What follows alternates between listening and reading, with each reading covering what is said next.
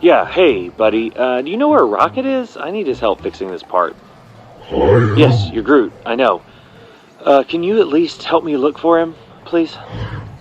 Listen, if we don't get this fixed, we won't be going anywhere anytime soon, so help me out, okay? And just between me and you, I think Rocket's getting a little carried away on this planet, and I need him more focused than he has been. I am Groot. I understand he's not your responsibility, but help me help you. I'm counting on you, buddy. I am Groot.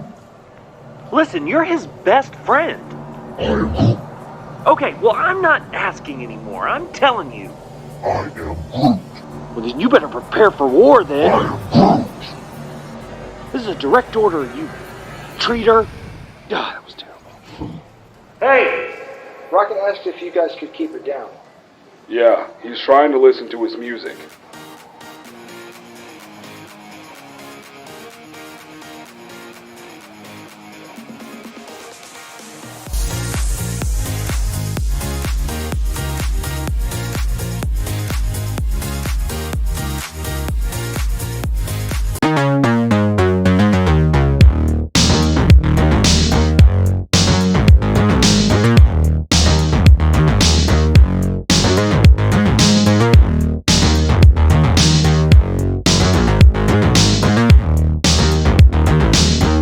What's up, guys? This is Gillan. And I'm Quinn. And we are here for Movie Tavern Talk. Thanks to Philip Vandy Price and Tavern Talk for having us. Don't forget to like and subscribe for Tavern Talk on YouTube. And don't forget to subscribe to Quinn's YouTube and podcast.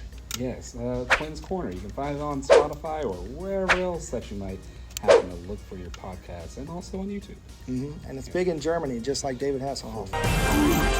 So, and you can check out mine, Broken Pictures. You can check out me and Quinn on there doing movie reviews and Marvel stuff. And that's what we're here for tonight. We're talking about Guardians of the Galaxy 3. So, we're going to try to do spoiler free, and we're gonna try. So if we do veer into that territory, we will let you know. Words are hard, especially after sitting quietly for 3 hours, almost 2.5 hour movie. Yeah, it was thick. It was so thick. That's what she said. But there was so much to see, and so much happened plot-wise, story-wise. Not necessarily connected to the greater MCU, which is also a good thing. Yeah, especially right now. You know, we're getting a little. It's rebuilding. Yeah, in sports term, it's a rebuild here. Yeah, people are getting a little burnt out on MCU movies right now, and after a couple little raspberries going on. But this is James Gunn's swan song for the Marvel Universe. As far as we know, he's going to be pretty busy with the DCU coming up. So busy.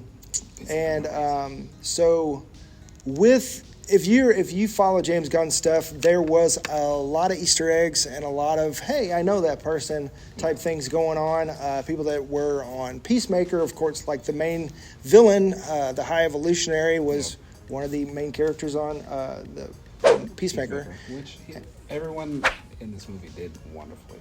Yeah, and of course James Gunn's wife was in this one as well. But I think there was a moment. I'm not going to spoil it, but there was a moment where I feel like, because online, if you look at, there's a lot of people saying, "Oh, he just casts his wife and everything his wife has been, of course, is staying in the DCU, and everything else is out." But there's a moment that I think where he's like, "Let's give the people what they want." So look out for that moment. Yes. But funny. she's very talented. She is.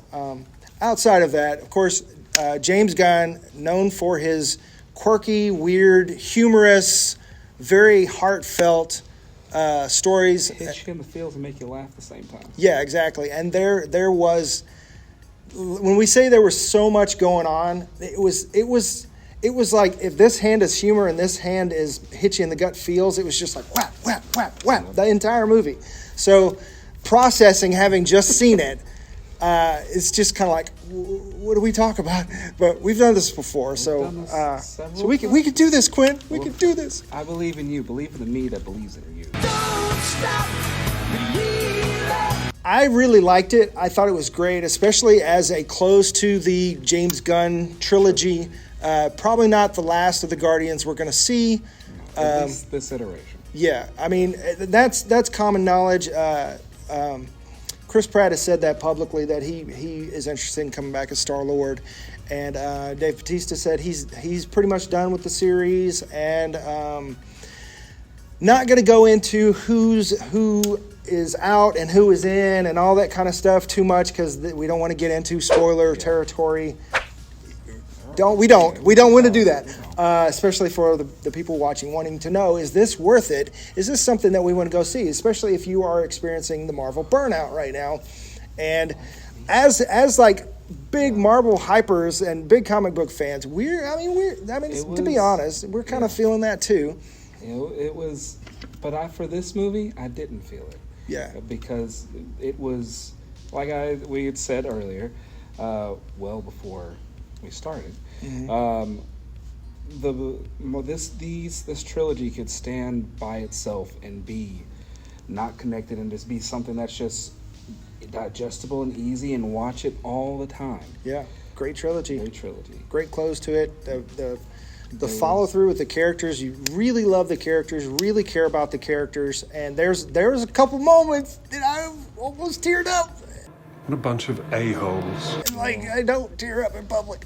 And man, they didn't jump the shark. They did not jump the shark. Yeah. I was kind of worried, but I trust in James Gunn, my homeboy from St. Louis. You can find me in St. Louis. So the best thing that I will say about this movie is that all the characters had their moments to show why, to remind you why you love the Guardians. Oh my gosh, yeah, and they've come so far from the first movie.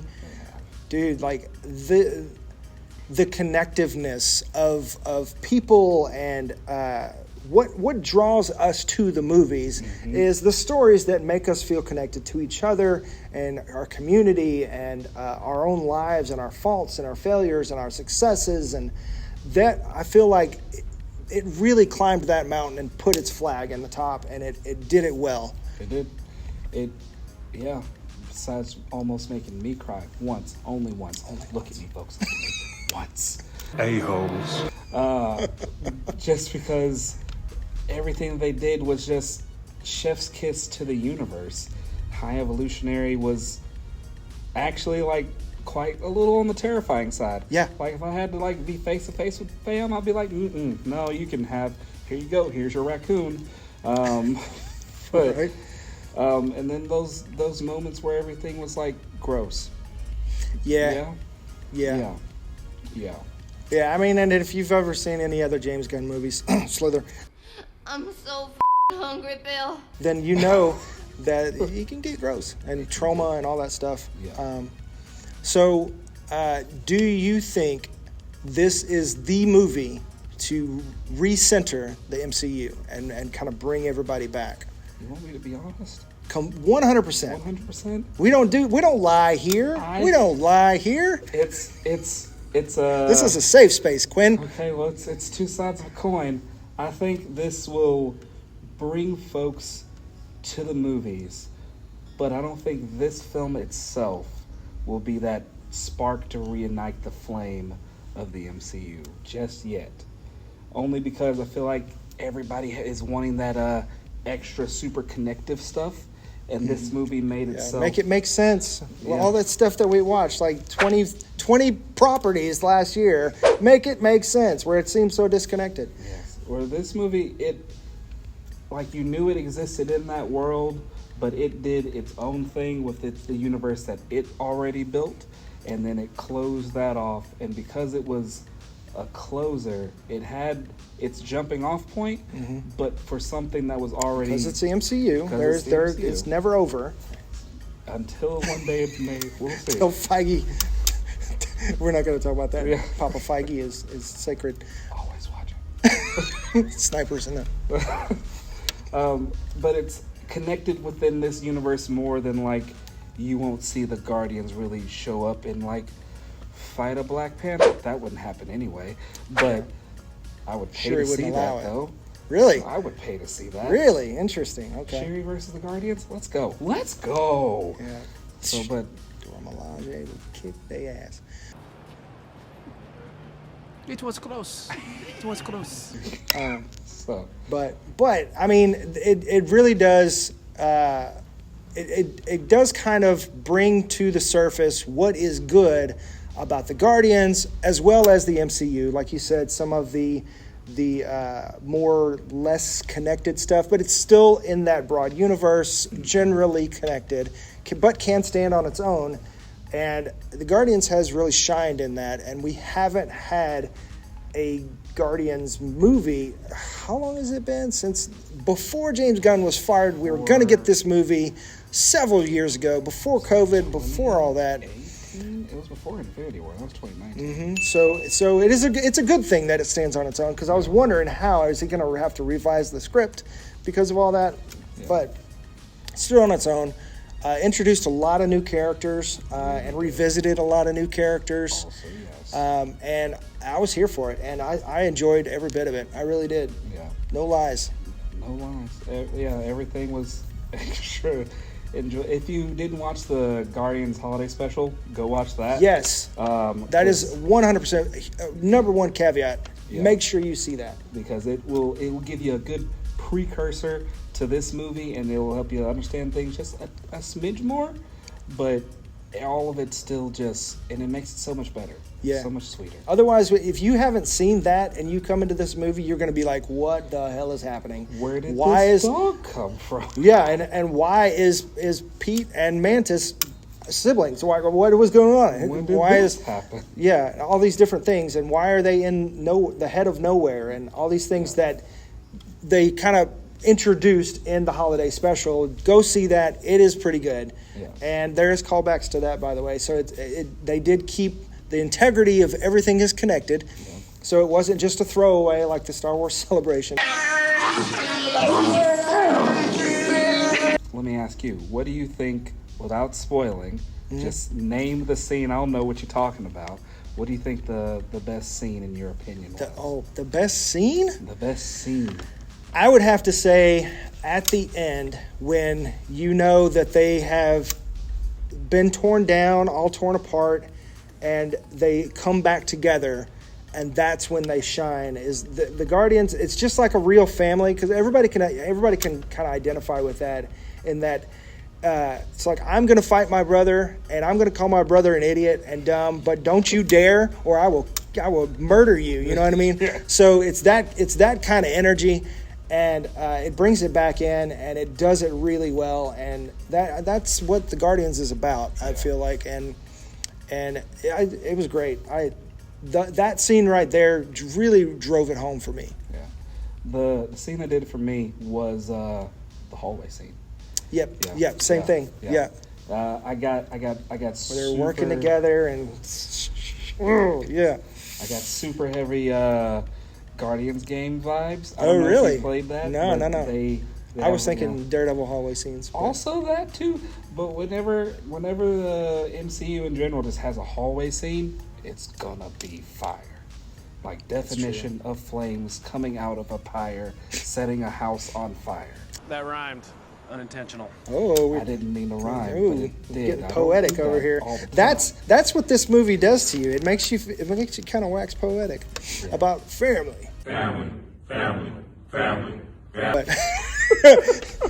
a couple, you know that Vin Diesel does the voice of Groot, right? So, yeah, just watch for that. Family. And a bunch of a-holes. I'm excited where it can go from here. Mm-hmm. Like you said, I don't think this is the thing to pull MCU out of its slump, but it points it in the right direction. Mm-hmm. It does, and they've set up a very interesting thing with how it ends, because it could possibly, if it does come back further down the line, there's a few storylines that they could adapt if they want to, if James Gunn's in charge or not. That could make things that we could see a lot of heroes you wouldn't expect to be in the Guardians and the Guardians. That's true, especially if you followed the comics. there's a lot of tip-offs about the directions that it could go. Yes. Well, I'll say that without getting spoilery. So, what's your final verdict then, Dylan? Out of 5 stars, let's go. I'm trying to not judge it based on the greater MCU and as its own film. And as its own film, I'm going to say 4 3/4, 5 stars. Okay. It's not perfect, but it's pretty damn close. It's pretty good. It's pretty good. I will give it, thinking real hard on it, Without being a Marvel shill. Internet, sorry. I'm going to give it 4.9 stars out of 5.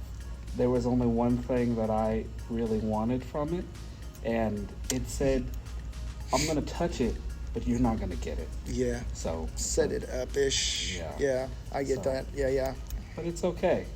But that's what the future is. Something to look forward to. Something to look forward to. Who knows what things could be. Yeah, exactly. In Guardians 4. Mm-hmm. Return of Ragnarok. Yeah, family is... What? Return of Ragnarok. So, yeah, Taika Waititi is just jumping franchises. You get the full hymn's worth. So I guess that's it for us. Thank you guys for watching. Thank you, Philip Vandy Price and Movie Tavern Talk for having us. Don't forget to like and subscribe for Tavern Talk on YouTube and also Quin's Corner and Broken Pictures also on YouTube and Spotify. And we will see you next time or whenever. If you follow us, we'll see you. Love you guys and peace. Peace. I